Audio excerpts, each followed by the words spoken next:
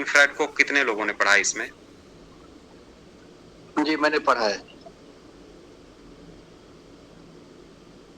अच्छा, और किसी ने? सुशील जी, आपने सिगमंड फ्रायड को तो पढ़ा ही होगा। गुरु जी जी गुरु जी, मैंने भी पढ़ा है सिगमंड फ्रायड। अच्छा, तो सिगमंड फ्रायड को आपने पढ़ा होगा, तो सिगमंड फ्रायड का सबसे बड़ा काम किस पे है? वो है मनोविज्ञान पे। मनोविज्ञान पे। हाँ, तो दुनिया के बड़े मनोवैज्ञानिकों में सिगमंड फ्रायड का नाम आता है। अच्छा, आप जब गीता पढ़ते हैं और सिगमंड फ्रायड को पढ़ते हैं तो आपको एक चीज लग जाती होगी कि दुनिया का सबसे बड़ा मनोवैज्ञानिक अगर कोई है तो कृष्ण है। क्योंकि जब कृष्ण को पढ़ो तो चोट किस पे कर रहे हैं? आप एक कल्पना करो, एक लड़का नौजवान हाथ में तलवार, चाकू, बरछा, बाण लेकर के मैदान में खड़ा हुआ, अपनों को सामने देखा, उसने कहा ये काम नहीं करूंगा, मैं भीख मांग लूंगा, मैं जंगल चला जाऊंगा, मैं सब कुछ कर लूंगा, लेकिन अपनों को नहीं मारूंगा। और वो कहता है गांडीवम स्रंसते हस्ता त्वक्चैव परिदह्यते। जो त्वक्चैव परिदह्यते का मतलब मेरी त्वचा जल रही है। अर्जुन की स्थिति देखो यहाँ पे क्या है, हाथ से धनुष सरका जा रहा है, त्वचा जल रही है। न च शक्नोम्यवस्थातुम भ्रमतीव च मे मनः, मेरा मन भ्रमित हो रहा है और मैं स्थिर होने की सामर्थ्य से संपन्न नहीं हूं। ये स्थिति है कि नहीं है अर्जुन की यहाँ पे? अच्छा, ये मनोवैज्ञानिक विकृति है कि नहीं है? बताइए। ये तो सबसे बड़ी मनोवैज्ञानिक विकृति है अर्जुन की इस समय। लेकिन अर्जुन को भगवान कृष्ण पूर्ण रूप से सक्षम बना के खड़ा कर देते हैं, पूर्ण रूप से सक्षम। और वो अर्जुन तब तक संघर्ष करता है जब तक वो अपने लक्ष्य को हासिल नहीं कर लेता। एक पॉइंट। दूसरी बात ये है हमारे यहाँ पे कि आप देखो, एक तो अर्जुन खड़ा हुआ, आप विदुर को पढ़ो, विदुर नीति। आप हमारे जो शास्त्र हैं, हमारे धर्म ग्रंथ हैं, खासकर उसमें वेदांत से संबंधित जो ग्रंथ हैं, उनका पूरा काम ही मन पे है। चेतन मन, अवचेतन मन इत्यादि देखेंगे, इसके बाद में आ जाइए पातंजल योग दर्शन इत्यादि पे, सारा काम उसी पे है। तो जब हमारी बात आती है कि हमने समझा कितना, भारत में लंबे अरसे तक एक भी मनोविज्ञान से पीड़ित रोगी नहीं पाया गया था। ये पाया कब से जाने लगा? जब विश्व बाजार का प्रभाव भारत पे भी परिलक्षित होने लगा। दुनिया की एक तरकीब होती है। आपको एक बात बताएं, नई नई जब प्रिंटिंग मशीनें गांव-गांव में, मतलब छोटे छोटे कस्बों में स्थापित होना शुरू हुई, तो गांव देहात के लोग पहले शादी बारात में क्या बांटते थे? हल्दी बांटते थे या सुपारी बांटते थे निमंत्रण के लिए, और दिनांक बता दी जाती थी कि इतनी इतनी फला फला तारीख को आना है निमंत्रण में। ये होता था पुराने समय में, क्यों नहीं होता था? होता था ना। लेकिन जब नई नई, हाँ अभी भी कहीं कहीं होता है, नई नई जब प्रिंटिंग मशीनें आई, उन लोगों को लगा कि कैसे इस भावुक समाज को इस मशीन के प्रति आकर्षित किया जाए। तो उन्होंने एक पर्चा बांटना शुरू किया। शुरू में क्या पर्चे में लिखवाते थे? पर्चे लिखे जाते थे कि एक पुजारी जी थे, मंदिर में पूजा करते थे, एक सांप मिला, उसने उनको काट लिया, उसने माता जी की सेवा की, भक्ति की, बाद में उसने माता की महिमा पर्चे में लिख करके बंटवाया और उसका बच्चा मर गया था, बच्चा जिंदा हो गया, ये हो गया, वो हो गया। फलना ढिमका, ये सारी चीजें। फिर नीचे लिखा जाता था, इस पर्चे को पढ़ने के बाद जो फेंक देगा और 10 पेज मतलब या संख्या लिखी जाती थी उसमें, इतने छपवा करके बंटवाएगा नहीं तो उसका बेटा मर जाएगा या घर संपत्ति नष्ट हो जाएगी। ये डर पैदा किया गया। तो वो लोग जो भावुक लोग थे उन्होंने क्या करना शुरू किया, वो बेचारे पहुंचे, भैया आए हो ये पर्चा छाप दा भैया। पर्चा छप गए, वो बांट रहे हैं। फिर ये होने लगा समाज में। फिर धीरे धीरे ये सारी चीजें आई। अब क्या है, आज कौन सा आपको टूथ ब्रश करना है ये आप डिसाइड नहीं करते हैं। आज मार्केट डिसाइड करता है कि आपको कौन सा टूथ ब्रश करना है, पेस्ट कौन सा करना है, कपड़े कौन से पहनने हैं, चश्मा किस कंपनी का लगाना है, खाना क्या है, दोपहर को क्या खाना है, शाम को क्या खाना है। सारी चीजों का मूल्यांकन, परिलक्षण आज कौन कर रहा है? मार्केट करती है। तो अवस्था परिवर्तन हो चुका है। इस परिवर्तित व्यवस्था के अंतर्गत हम लोगों को ये विचार करना पड़ेगा कि अब हम कहां पर स्थिर हैं। तो ऐसी अवस्था में कृष्ण का सिद्धांत कैसे पालित हो सके, उसका पालन हो सके, ये डिसाइड करना पड़ेगा। जहां पर मुझे खाना क्या है, पहनना क्या है, पीना क्या है, ये सारी चीजें मार्केट डिसाइड कर रही हो, हम कुछ भी नहीं डिसाइड करते हो, वहां पर मनोवैज्ञानिक तौर पे हमको बीमार बना करके उसका इलाज भी हमें बताया जाता है। पहले हमें सिगरेट पिलाई गई, फिर बताया गया कि कैंसर होता है, फिर बताया गया कैंसर का उपचार ये है। पहले हमको शराब पिलाई गई, लीवर खराब हुआ, लीवर खराब होने के बाद बताया गया कि इलाज इसका ये है। तो सीधी सी सरल बात है, आपको बीमार करना कैसे है और उसका इलाज खोजना कैसे है, ये मार्केट डिसाइड करती है। ऐसे में कृष्ण को कहां पर हम स्थापित कर पाएंगे, वो हमको डिसाइड करना है। तो मनोविज्ञान पे प्रभाव मार्केट डालती है। इसके बावजूद हमको स्वयं के वजूद को स्थापित करना पड़ता है। चलिए वो निकालिए, पीडीएफ एक बार देखेंगे आप लोग। पीडीएफ में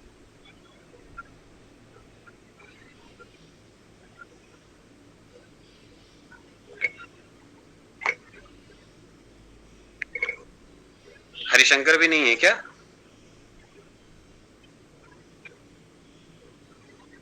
चलो, तुरीय चैतन्य था ना आज? हाँ,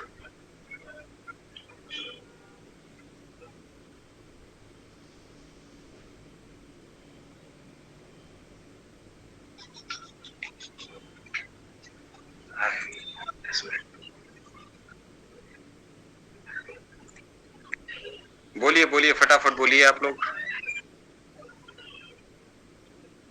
बोल काहे नहीं रहे महाराज, कहाँ चले गए सब? जी गुरु जी। हाँ, तो तुरीय चैतन्य पढ़ना है ना? हाँ गुरु जी, तुरीय चैतन्यम, ठीक है जी।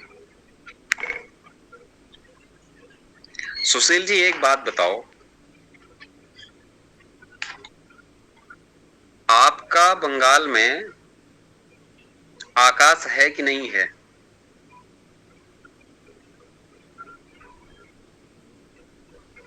समझा नहीं गुरु, क्या बोले? आपके बंगाल में आकाश है कि नहीं है? है ना? हाँ। और नितेश, आपके बिहार में बंगाल है, वो आकाश है?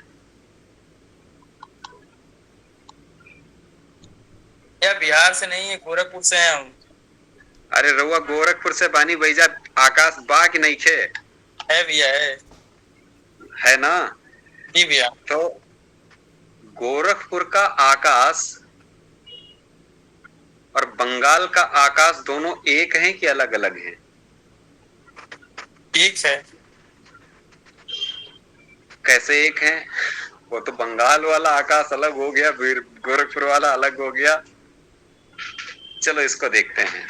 वन वृक्ष तदवच्छिन्न आकाशयोः जलाशय जल तद्गत प्रतिबिंबाकाशयोः वा आधार भूता पुनहित कासा अनुपहित आकाशवत् अनयोः अज्ञान तत् उपहित चैतन्ययोः आधारभूतं यत् अनुपहितं चैतन्यं तत् तुरीयम् इति उच्यते। शिवमद्वैतं चतुर्थं मन्यन्त इत्यादि श्रुतेः। वन वृक्ष, हमने वन शब्द यूज किया था सामूहिक तौर पे, सबके लिए। चलो वीडियो पे आ जाते हैं, एक सेकेंड। हाँ, वन वृक्ष तदवच्छिन्न आकाशयोः। वन समष्टि हो गया ना, और वृक्ष व्यष्टि हो गया। वन एकत्व का बोधक है और वृक्ष अनेकत्व का बोधक है। ये तो बात क्लियर है कि नहीं है? हाँ जी जी, स्पष्ट है। ये तो स्पष्ट है ना। तो जी। एक आकाश है, आकाश माने खाली स्पेस, माने एक आकाश जिसको हम आकाश कह रहे हैं, उसने वन को भी ढक रखा है और वृक्षों को भी ढक रखा है।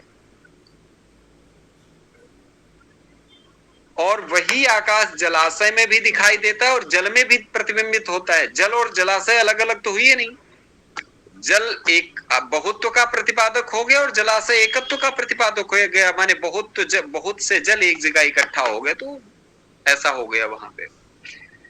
दोनों आकाश अलग नहीं है। वन वृक्ष तत् अवच्छिन्न आकाशयोः जलाशय जलगत प्रतिबिंबाकाशयोः। दोनों का आधारभूत आकाश कौन है? एक आकाश है ना। दोनों का आधारभूत आकाश कौन है? एक है। आप उसको कुछ भी कह लो, एक आकाश है वो। आधारभूत माने ऐसे, आधारभूत का मतलब जिस पे स्थिर है पूरा आकाश, वो एक है। तो उसी तरीके से अज्ञान और उससे उपहित जो चैतन्य है, उसका आधारभूत जो अनुपहित चैतन्य है, जो ढका हुआ नहीं है चैतन्य, उसको हम तुरीय चैतन्य कहते हैं। क्या कहते हैं? तुरीय चैतन्य। फिर से ऐसे समझो, चैतन्य एक ही है। उस चैतन्य के कुछ हिस्सों को अज्ञान ने ढक लिया, कुछ को अज्ञान ने ढक लिया। जिसको अज्ञान ने ढक लिया उसको हम कह दिए अज्ञान। अज्ञान उपहित चैतन्य, अज्ञान से ढका हुआ चैतन्य। और जिस चैतन्य को अज्ञान ने नहीं ढका, उसको हम क्या कहेंगे? उसको हम क्या कहेंगे? अनुपहित चैतन्य, माने नहीं ढका हुआ चैतन्य। तो जो नहीं ढका हुआ चैतन्य है, अज्ञान से जो चैतन्य नहीं ढका हुआ है, उसको हम तुरीय कहते हैं। उसको हम क्या कहते हैं? तुरीय चैतन्य कहते हैं। क्लियर है ये बात? है? ऐसे समझो,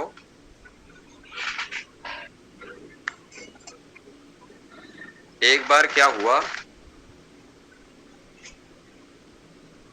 एक बार मुलायम सिंह यादव की सभा हुई, बहुत बड़ी सभा, लखनऊ के पास में मलिहाबाद में।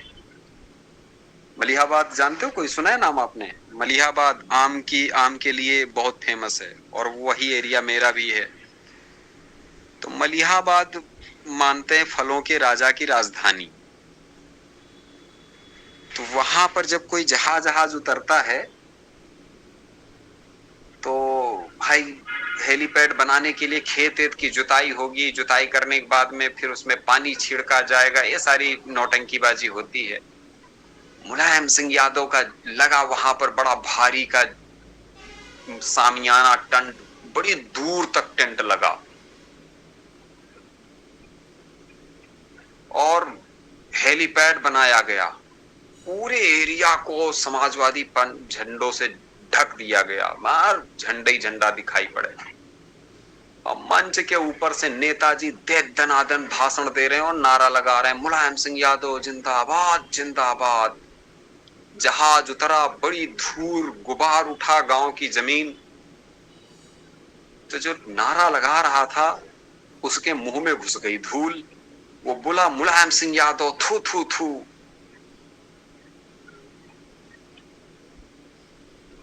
जितनी जनता थी वो मुलायम सिंह यादव बोल के बाद में धूल घुस गई तो थू थू थू बोल दिया। भाई नीचे जनता भी जैसे ही बोले ही मुलायम सिंह यादव थू थू थू, जनता भी जोश में बिल्कुल, वो भी बोली मुलायम सिंह यादव थू थू थू। भैया उसको पार्टी से निकाल दिया गया। साइड में एक छोटा सा टेंट लगा था, छोटा सा, एक टेंट नहीं, ये इतिहास है। उस गांव में 8-10 टेंट लगे थे, छोटे छोटे।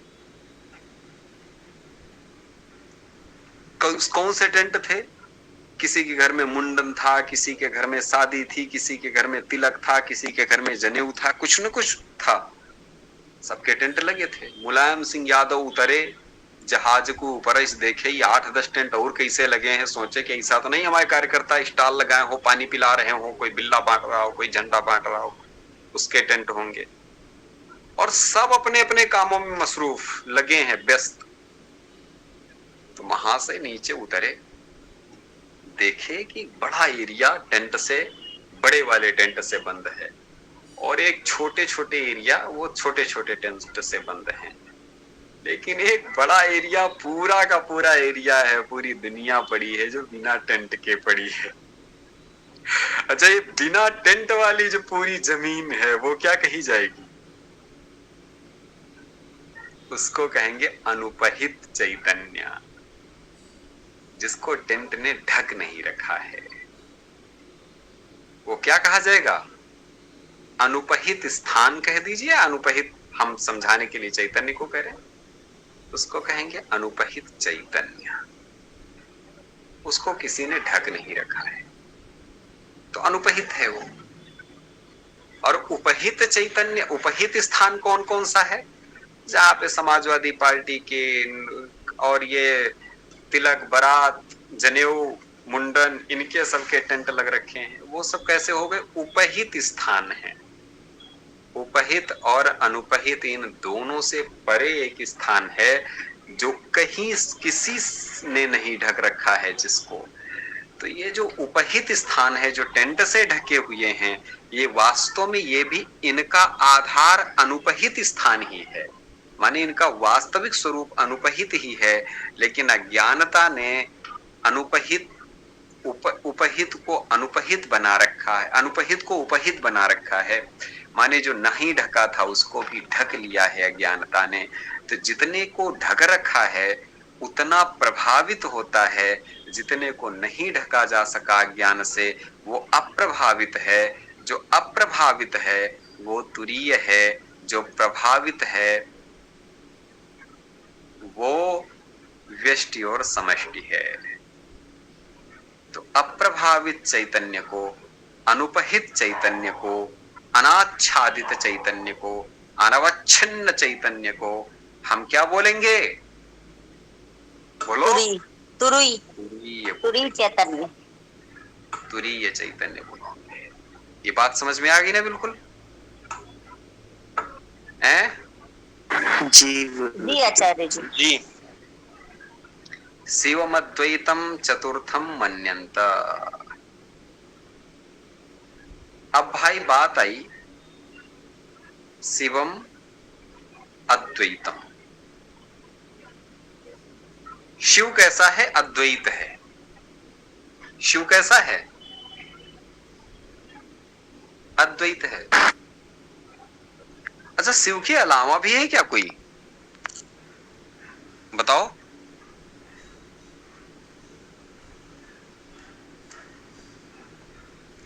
एक बार की घटना बोला करो भाई, यही से काम नहीं चलता है। जब कक्षा में स्टूडेंट ना बोलने वाले होते तो बड़ा दुख होता है।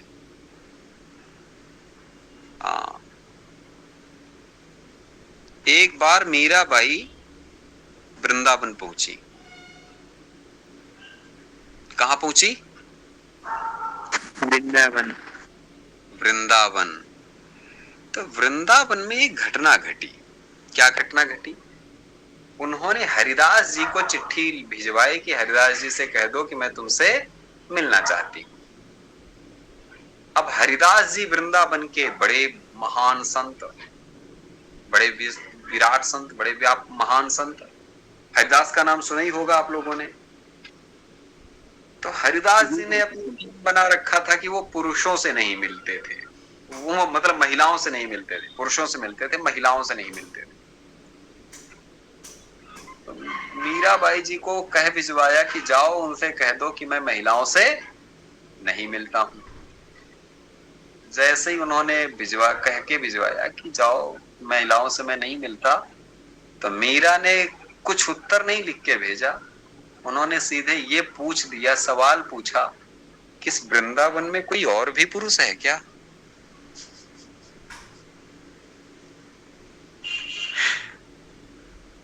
मतलब समझे आप, वृंदावन में कोई और भी पुरुष है क्या?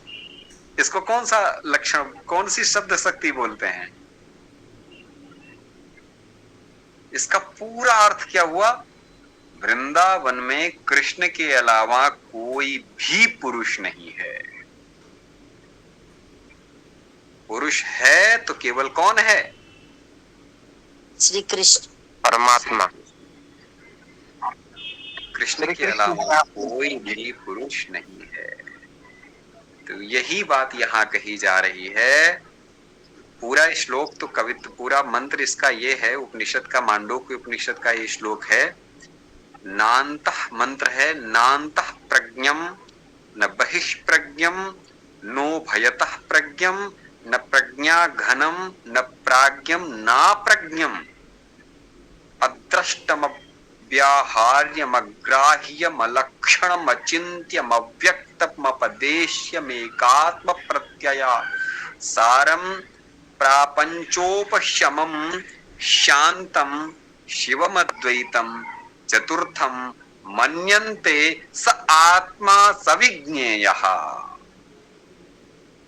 ये है।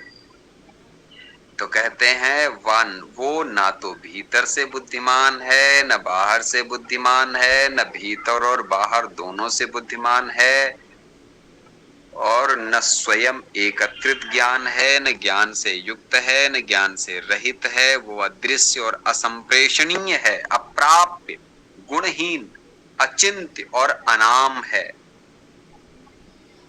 और जिसका सार उसकी एक सत्ता में आत्मा का बोध है, जिसमें सभी घटनाएं विलीन हो जाती हैं, जो शांत है, जो सुंदर है, जो वो है जिसके अतिरिक्त कोई दूसरा है नहीं, जो वो है उसके अतिरिक्त दुनिया में कोई दूसरा है नहीं, उसे वे चौथा मानते हैं, माने वो आत्मा है, वो ज्ञान का विषय है। तो यहाँ पर अद्वैत कहा गया है शिव को, इसके अलावा कुछ भी नहीं है, माने कृष्ण के अलावा जगत में कोई पुरुष नहीं है। उसी की तरीके से शिव के अलावा और कोई नहीं है। सर्वम शिवमयम जगत।